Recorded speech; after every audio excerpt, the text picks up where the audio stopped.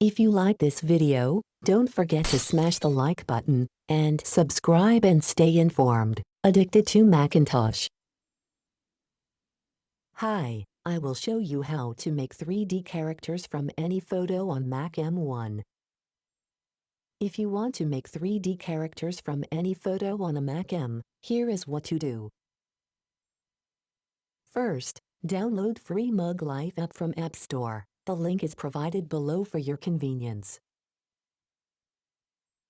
Next, run Mug Life app now. Using Mug Life is straightforward. You may use some free features, which are quite impressive, and you can turn almost any photo into a stunning 3D character. You can create living memes and share your creations as videos, GIFs and avatars. It's that simple. Hope you enjoyed this video. Have a nice day.